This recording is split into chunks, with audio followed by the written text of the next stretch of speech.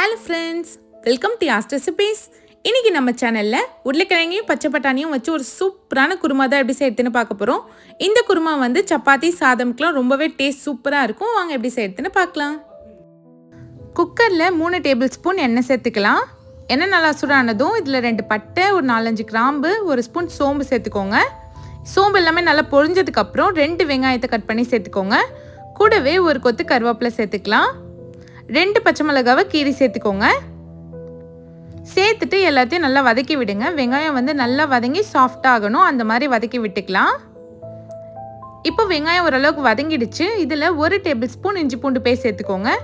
சேர்த்துட்டு இஞ்சி பூண்டோட பச்சை வாசனை போகிற அளவுக்கு நல்லா வதக்கிக்கோங்க. சுத்தமாக இஞ்சி பூண்டோட வாசனை அடிக்கக்கூடாது. நல்லா இந்த மாதிரி மிக்ஸ் பண்ணி விட்டுக்கலாம். இதுலேயே 2 தக்காளி பழம் சேர்த்துக்கோங்க. இதையும் நல்லா குழைவாக வதக்கிக்கோங்க. தக்காளி நல்லா மசிஞ்சு வரணும். வெங்காயம் தக்காளி நல்லா மசிஞ்சு இந்த மாதிரி வந்ததுக்கப்புறம் நம்ம மசாலா சேர்க்க ஸ்டார்ட் பண்ணிடலாம். இதில் 1/2 ஸ்பூன் மஞ்சத்தூள் சேர்த்துக்கோங்க. 1 ஸ்பூன் தனி மிளகாத்தூள் சேர்த்துக்கலாம். 2 டேபிள் ஸ்பூன் மல்லித்தூள் சேர்த்துக்கோங்க. 1 ஸ்பூன் கரம் மசாலா சேர்த்துக்கலாம். கூடவே தேவையான அளவுக்கு உப்பு சேர்த்துக்கோங்க. சேர்த்துட்டு இதையும் நல்லா மிக்ஸ் பண்ணி விடுங்க. நல்லா எல்லாமே ஒன்று சேர மிக்ஸ் ஆகணும்.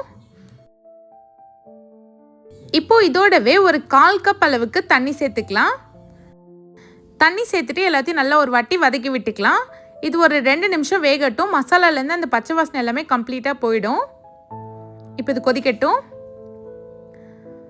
2 நிமிஷத்துக்கு அப்புறம் பார்த்தீங்கன்னா நல்லா எண்ணெய் பிரிஞ்சு வந்திருக்கு பாருங்கள்.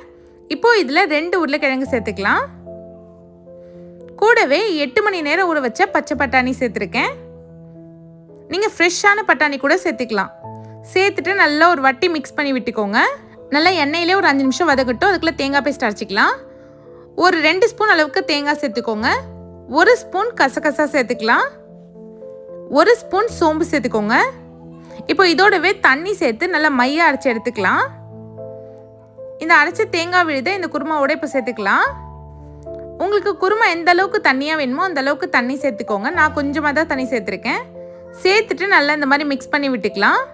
இந்த குருமா கொஞ்சம் திக்காக இருந்தால் டேஸ்ட் நல்லாயிருக்கும். அதனால தான் நான் தண்ணியோட அளவு கம்மியாக வச்சுருக்கேன். உங்களுக்கு இன்னும் தண்ணி வேணும்னா நீங்கள் சேர்த்துக்கலாம். லாஸ்ட்டாக கொஞ்சமாக கொத்தமல்லி தழை போட்டுட்டு ஒரு வாட்டி மிக்ஸ் பண்ணி விடுங்க. இப்போவே குருமா வந்து நல்ல வாசனை வர ஆரம்பிச்சிருச்சு. இப்போ எல்லாமே நல்லா கலந்தாச்சு.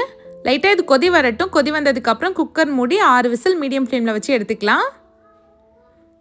இப்போ ப்ரெஷர் எல்லாம் ரிலீஸ் ஆனதுக்கப்புறம் நல்லா ஒரு வாட்டி கலந்து விடுங்க. பச்சை பட்டாணி உருளைக்கிழங்கு எல்லாமே நல்லா வெந்து வந்துடுச்சு.